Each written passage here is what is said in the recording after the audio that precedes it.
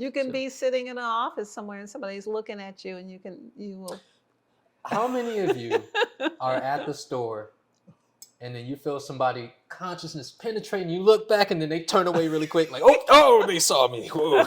And you were probably on the other end too, staring, like, oh, they caught me staring. Let me, I think we all experience the electrical, the interconnectedness of the invisible, so to say. Yes, I mean what should happen is our science should prove what is invisible instead of deny it. They should be in the process. They shouldn't be saying, wow, when nobody's looking, look, it does nothing. When they look, oh, I don't know what to think. Like, this doesn't make any sense. Yes. Doesn't add up. This would go against everything that we've built science on.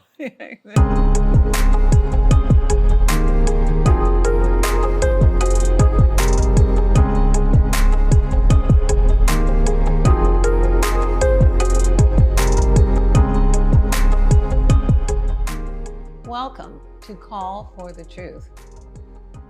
This is Tarvars of the Sun. I am LaOta of the Sun. And today we'll be talking about some of the things that conspire to take us outside of ourselves, to make us behave in our other self. And I think this is going to be a very interesting conversation. However, before we begin, Tarvars, will you call for the truth? Most certainly. And we invite those who are watching to tune into the frequency of truth with us. Shall we call for the frequency of truth to come forth? Shall we call for the frequency of truth? Shall we call for the frequency of truth? Shall we call to see the truth, speak the truth, and hear the truth in all things? And again, we are here. I'm excited about this conversation. Yes. There's a lot of things that we can speak on as it relates to, I'm going to say this, losing control over oneself, other influential factors that make us other than who and what we are. Right. And we've talked a lot about human beings being tampered with. Yes. In many different ways. But we don't have to be a victim of that. We can gain self-control. But let's definitely dive into some scenarios. I mean, I could throw one out there. I remember you were talking about a client, and maybe you can expound a little further. Okay. But the client, she was upset at her partner, and she's like, I want you to die or something like that. She just blurted it out. Now, she's still with the person, but like, this is clearly something out of character. It's like something came over this person, and the emotion, the anger, the attachment, the possession spoke. It wasn't the person, and I think a lot of people experience this. One could even say this is something that happens with food cravings, with drugs, with sex, porn, many different things that are not just outside stimulus, but these internal things that are a process that are even taking place, like even parasites, for example. So this is such a good example, because this can be many things. And often what happens is that we allow ourselves to be contaminated through our lack of cultivation of our higher self. When we work at disciplining ourselves to keep our diet correct, understanding that we live inside of a vehicle that we are affected by, that has magical powers, and that is influenced by the outside world, and it is influenced by who we are in our heart, but also what it is we think. And so when we are on a steady diet of what is not appropriate for the physical body, then the physical body is out of balance, and the ecology system in the body is not able to support the immune health that would push away dark thoughts and parasites and things that would devour us and leave us after they have finished. So a lot of what goes on with us is we don't always pay attention to what we are eating or what we are feeding. I'm actually going to do a talk about that tomorrow. So they get a little sampler. Yeah, so the idea of what are we feeding? Are we feeding an appetite for fast food? Are we giving our body the kinds of foods that are not able to attract high level thought experiences, are not able to trigger the necessary hormones in our gut? Are we feeding ourselves a steady stream of pornography? Are we feeding ourselves neural pathways for the imaging of sexual activity? Are we feeding ourselves conversations that all are low-level words of cursing? And is that what we're feeding ourselves? If we are, then this is what we arrive at the party full of what we're feeding ourselves. And we're feeding ourselves drugs and alcohol. And then do we expect that because we're so special that it has no effect on our material, on the bodies that we live in, and that it won't have any effect on what we do and what we say? And then do we find ourselves shocked about what comes out of our mouth? Well, Or shocked that we wake up in the morning and see what we have done? that would be just blatant ego there, Well, thinking that we're exempt. So I want to back it up a bit. And this speaks to a larger idea where everything we engage with, whether it be food, what comes through the retina, what comes through our ears, it is all a form of consumption or something coming into our spirit, so to say, our soul. I think I'd like to talk about this idea of the eyes. The visual cortex is thoroughly engaged in our AI and computer systems. So much so, and the television as well, previous to internet, Mm-hmm. that previously people would listen to stories on the radio and they would imagine what the characters in the movie or the story look like. They would imagine, and the imagination opened doors for other imaginings.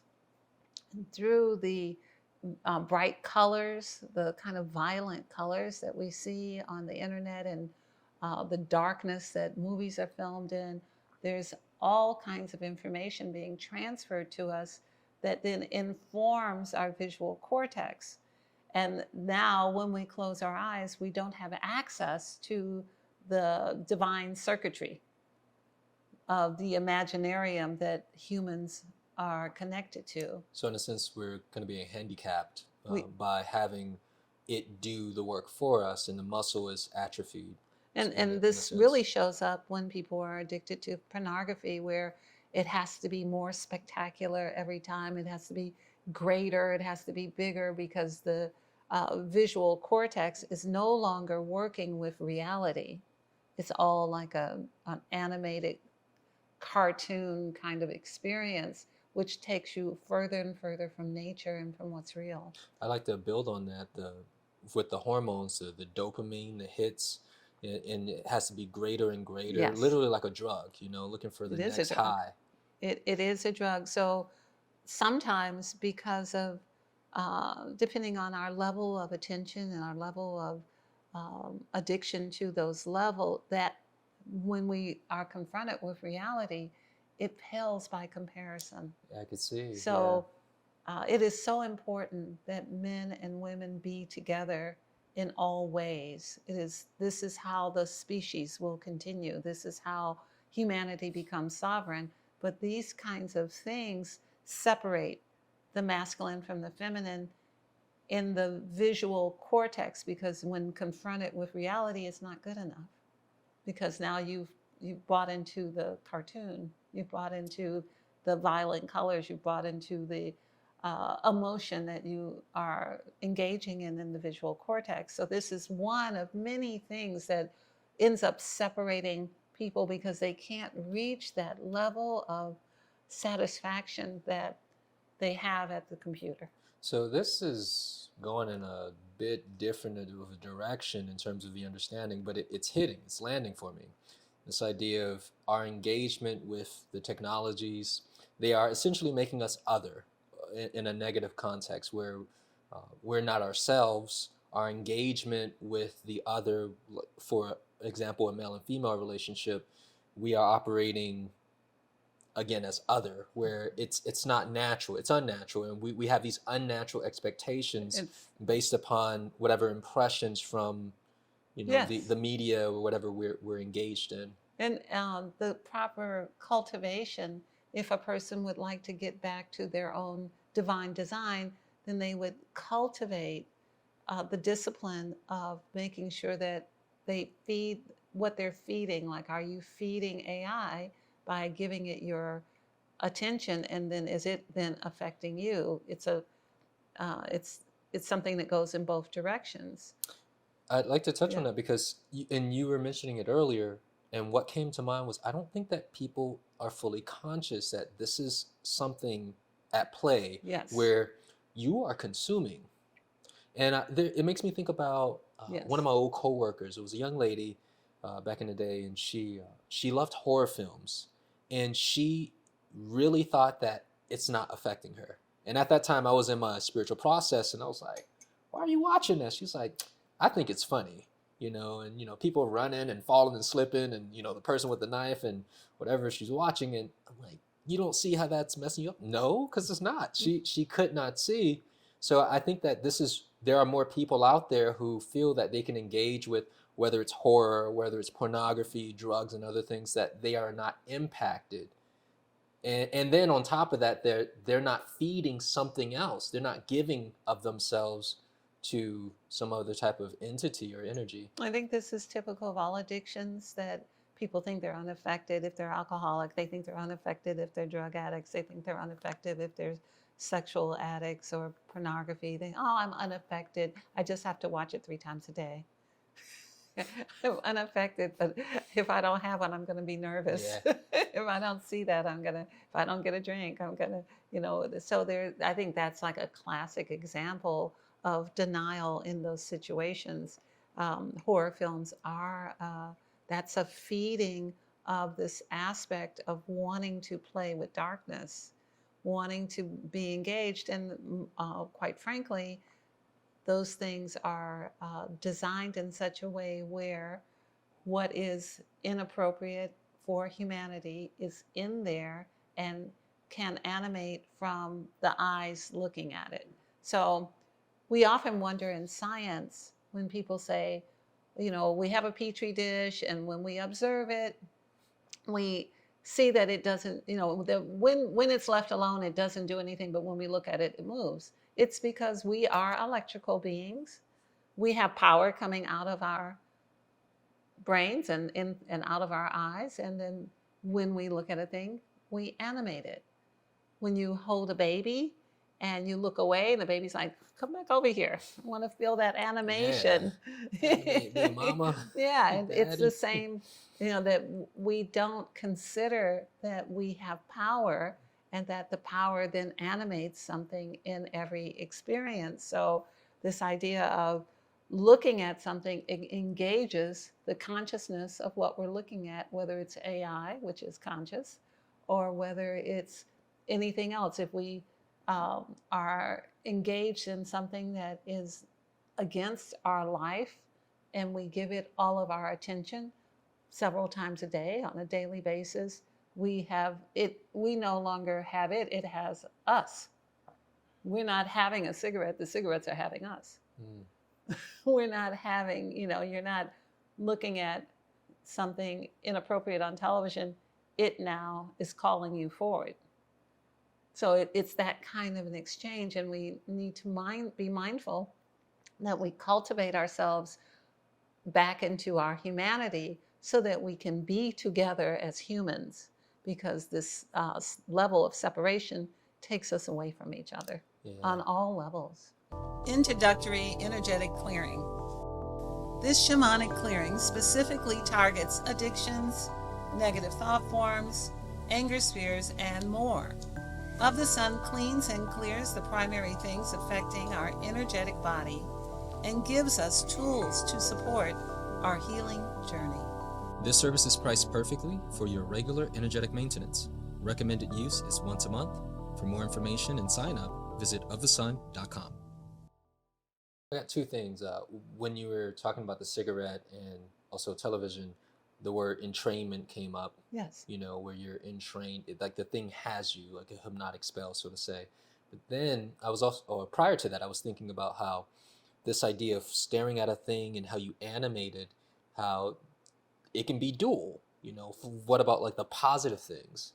Focusing our awareness, because we know laws and principles work both ways. So would you speak a little bit about that? I'm so glad you brought this up. This is really like mindfulness. Go outside, take your feet out, your shoes off, walk in the dirt or in the clay or in the sand, sit with it, stare at it, see what happens. Hold a piece of fruit in front of you and look directly at it and understand what it does. Like, this blueberry has the anthocyanins that can heal cancer. This color can give magic into my life and my body. And then eat it and do that repeatedly, and that's on the positive. And then you may cure yourself of something. This, when you're working with life, life gives back immediately. It's funny, when we teach people at Of the Sun how to speak to nature, how to speak to things and get an answer back. A lot of people speak to things, but and they think they're getting answers back until they realize what an answer coming back feels like. So this is something that we know that it is more. You want to talk to someone who finds you attractive. So someone is speaking to you and you can feel they think you look nice, they think you're lovely, they think you're intelligent. And so it's a natural response that you would want to speak to them again. The same thing applies to nature. If you love a tree and it's a beautiful tree and you think about how lovely it is and you walk by it every day and you send a kind thought to it, then the tree will want to talk to you, or whatever it is that in nature that is conscious and alive, and all of life is conscious at some level. When we engage with our eyes and our thoughts and our feelings, it is felt. And so this is part of the cultivation, whether we're sitting on the ground and looking at how amazing a blade of grass is, that it can break through cement, or when we're walking by an exquisite tree and we recognize how extraordinary it is that it's standing there on guard wherever it is and has been for however long, and then we admire that, then it is likely that it will speak. And the same thing applies to your pets and everything else, that if you are in admiration of it, it's more willing to speak to you. Mostly humans ignore each other and everything else. Yeah. Mostly we're just getting in our cars in the garage and driving off. So we're not even open and receptive Correct. to the feedback. When Right. you were speaking, I saw several things. Wave goes out, wave come back in.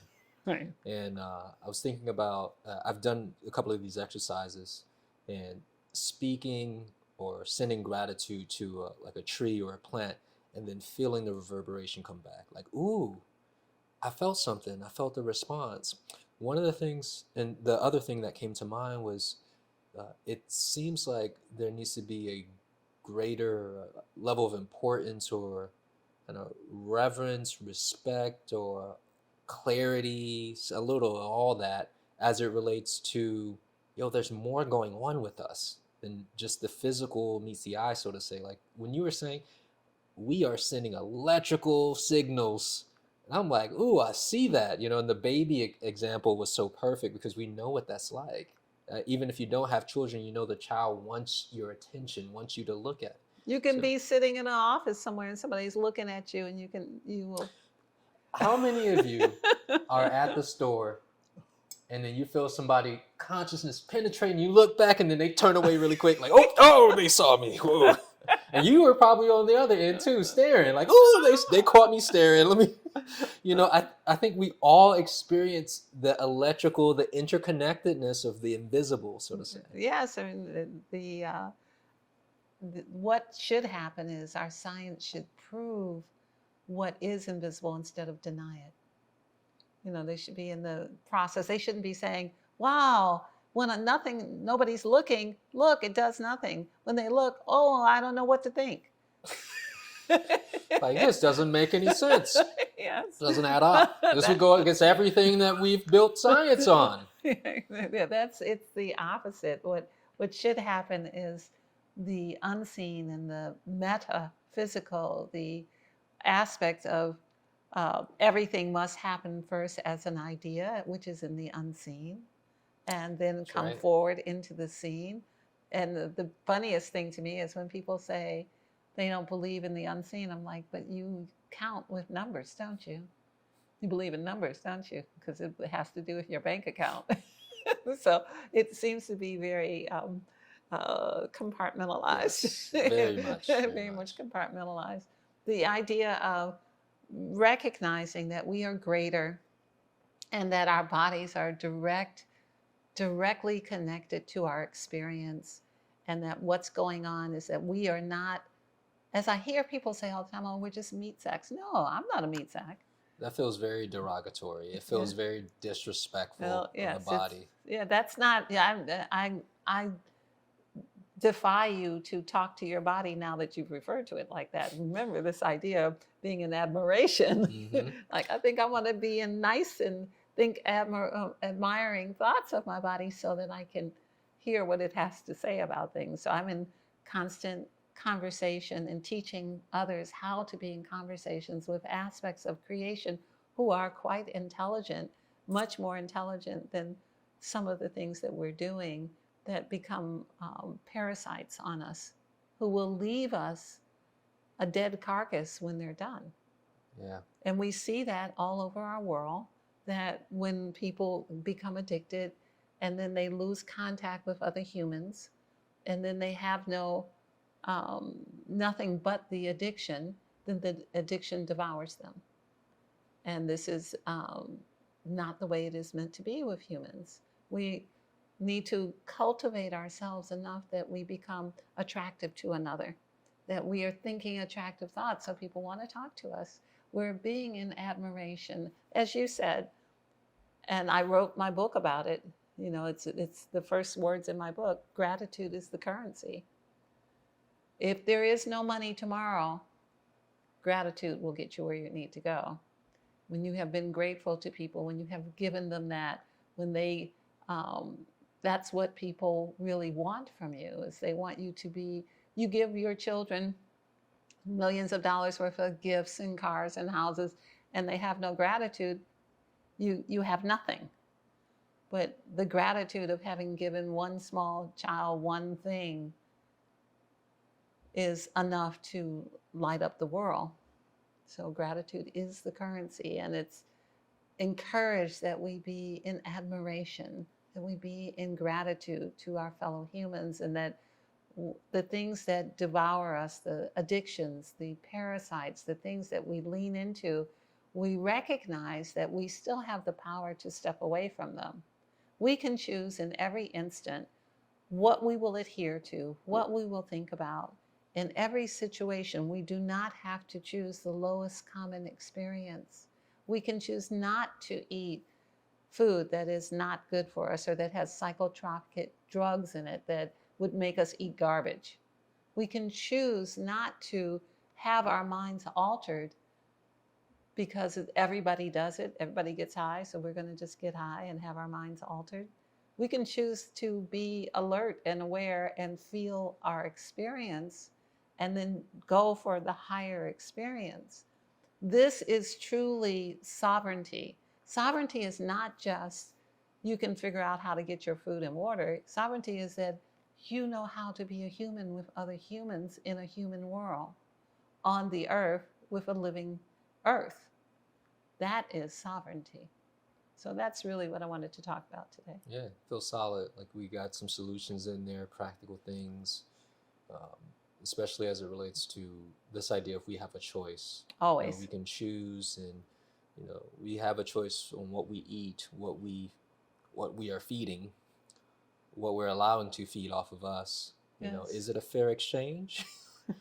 Oftentimes it's not, because like you said, it's very parasitic, but I think all of these things are very practical. And would you like to do a card for the truth? I would do a card pull today. I'll shuffle the cards so that you may come up with a question. Yes, and as usual, something related to today's topic. I'd like to know the truth as it relates to the idea of mastery of self. And here you go.